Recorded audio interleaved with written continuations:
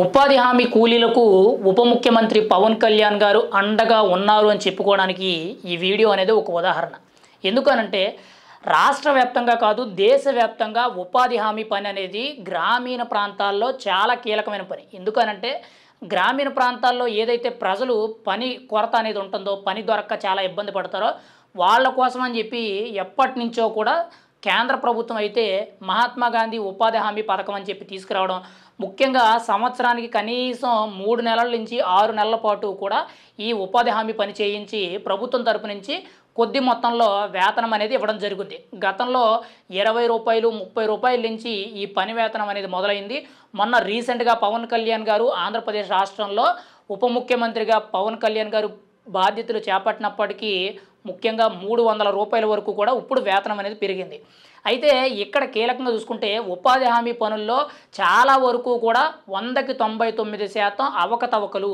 ముఖ్యంగా అందులో పనిచేసిన ముఖ్యంగా గవర్నమెంట్ అధికారి, ఆ ఫీల్డ్ అసిస్టెంటే కానీ, అందులో పనిచేస్తున్న లీడర్స్ ఎవరైతే ఉన్నారో, మేస్త్రులు అని చెప్పి లీడర్లు ఎవరైతే ఉన్నారో వాళ్ళు కానీ, ముఖ్యంగా పనికి వచ్చిన ముఖ్యంగా ఆ కూలీలు ఎవరైతే ఉన్నారో వాళ్ళు కానీ, వీళ్ళకంటే కూడా ముఖ్యంగా లోకల్గా ఉండే నాయకులు, ఆ పార్టీ వ్యక్తులు ఎవరైతే ఉన్నారో వీళ్ళందరూ కూడా ఎవరికి వాళ్ళు తోచినంత అవినీతి చేసుకుంటూ వెళ్ళిపోయారు.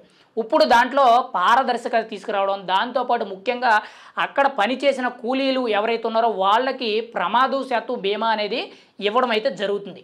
అయితే ఈ ప్రమాదవశాత్తు బీమా అనేది గతంలో కూడా ఉంది, కానీ ఎక్కడా కూడా పూర్తి స్థాయిలో అమలు అనేది జరగడం లేదు. కానీ ఇప్పుడు ప్రత్యేకించి కూడా పవన్ కళ్యాణ్ గారు ఉపాధి హామీ పనుల మీద దృష్టి పెట్టడం, అందులో జరిగిన అవకతవకలన్నీ కూడా బయటకు తీయడం, ముఖ్యంగా ప్రతి దాన్ని కూడా డిజిటలైజేషన్ చేయడం, ముఖ్యంగా ఏలు ముద్రే కానీ, సంతకాలు పెట్టడమే కానీ, ఐ కాంటాక్ట్ ఏవైతే ఉన్నాయో వాటిని మ్యాచ్ చేయడమే కానీ, ఇలా పలు రకాలుగా అన్ని విధాలుగా కూడా స్ట్రిక్ట్ రూల్స్ అనేవి మెయింటైన్ చేయడం జరుగుతుంది. మరి దానితో పాటు ముఖ్యంగా కూలీలు ఎవరైతే ఉన్నారో ఆ ఉపాధి హామీ పనికొచ్చి అక్కడ వాళ్ళకి ఏదైనా హార్ట్ అటాక్ రావడం కానీ, లేదంటే ఏదైనా పాము కాటుకు చనిపోవడం కానీ, లేదంటే ఏదైనా యాక్సిడెంట్ రూపంలో ప్రమాదం జరిగి చనిపోవడం కానీ, ఇలా రకరకాలుగా ఆ పనిలో ఎవరైనా చనిపోయినట్లయితే వాళ్ళు ఉపాధి హామీ పనికి వచ్చినట్లయితే, ఆ ఉపాధి హామీ పనుల్లో వాళ్ళ పేరు ఉన్నట్లయితే వాళ్ళకి ప్రమాదవశాత్తు బీమా అని దాదాపుగా ఒక 2-3 లక్షల రూపాయలు అనేది ప్రమాదవశాత్తు బీమా అనేది తన కుటుంబానికి అందించడం జరుగుతుంది.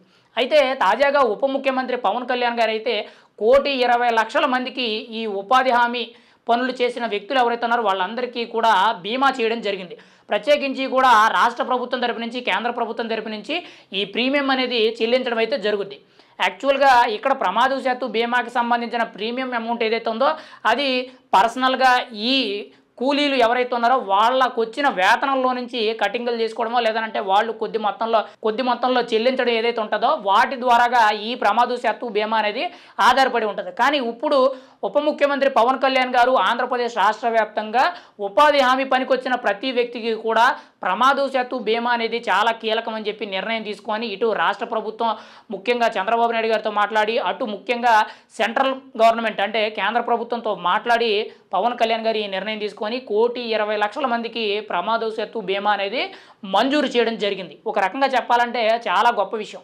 ఎందుకనంటే ఈ ఉపాధి హామీ పనులకు వెళ్ళిన వ్యక్తుల్లో కనీసం ఎంత తక్కువ లేదన్నా కానీ ప్రతి ఏడాది కూడా కొన్ని వందల మంది అయితే చనిపోవడం జరుగుతుంది. ముఖ్యంగా ఈ కాలువల్లో పనిచేయడాలు, ముఖ్యంగా డొంకలు, రోడ్లు ఇవన్నీ కూడా బాగు చేయడాలు, అంటే తన ఊరి పరిసరాల్లో ఉన్న ఏవైతే వాతావరణం ఉందో అదంతా కూడా నీట్గా బాగు చేయడం అయితే జరుగుతుంది. అందులో కొన్ని సందర్భాల్లో విషసర్పాలు ఏవైతే ఉన్నాయో, పాములు ఏవైతే ఉన్నాయో కాటు వేయడం వల్ల చనిపోయిన వాళ్ళు ఉన్నారు. కొంతమంది ఆ పనికి వెళ్ళి ప్రమాదవశాత్తు చనిపోయిన వాళ్ళు ఉన్నారు. కొంతమంది హార్ట్ అటాక్తో చనిపోయిన వ్యక్తులు అయితే ఉన్నారు.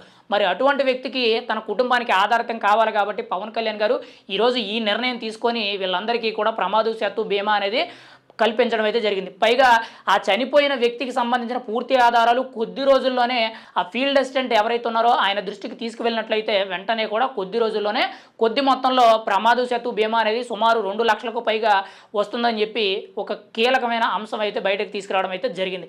ఏది ఏమైనా సరే పవన్ కళ్యాణ్ గారు అయితే ఉపాధి హామీ పనుల్లో పారదర్శకత చూపించే విధంగా, ముఖ్యంగా అవినీతి అక్రమాలకు ఏదైతే గతంలో కొన్ని లక్షల రూపాయలు, కొన్ని కోట్ల రూపాయలు దారి మళ్లించేశారని చెప్పి ఏవైతే అవినీతి ఆరోపణలు వచ్చాయో అవన్నీ కూడా సరిచేయడం జరిగింది.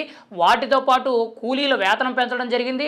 దానితో పాటు ముఖ్యంగా ఆ కూలీకి భరోసా కల్పించే విధంగా తను చనిపోతే తన కుటుంబ సభ్యులకి ఒక ఆర్థిక పరమైన భరోసా ఇవ్వడానికైతే పవన్ కళ్యాణ్ గారు ప్రమాదవశాత్తు బీమా అని చెప్పి తీసుకురావడం జరిగింది. ఇప్పుడు పవన్ కళ్యాణ్ గారు ఈ నిర్ణయం మీద కీలక నిర్ణయం తీసుకోవడం జరిగింది. ఏది ఏమైనా సరే ఉపాధి హామీ పనుల్లో మాత్రం గతంతో పోల్చుకుంటే చాలా వరకు కూడా మెరుగైన చర్యలు తీసుకోవడం, మెరుగైన పనులు జరగడం, ముఖ్యంగా అవకతవకలు లేకుండా జరగడం అయితే జరుగుతుంది. ఒక రకంగా ఇదంతా కూడా పవన్ కళ్యాణ్ గారి యొక్క నిబద్ధత, నిజాయితీ దాని రూపంలోనే ఇక్కడ పారదర్శక అనేది ముఖ్యంగా కనబడుతుందని మనం అయితే చెప్పుకోవచ్చు. ఇంకా ఉపాధి హామీ పనుల్లో చాలా వరకు కూడా మార్పులు, చేర్పులు చేయడం, ఇంకా స్ట్రిక్ట్ రూల్స్ని తీసుకొచ్చే అవకాశం కూడా ఉందని మనకైతే తెలుస్తుంది.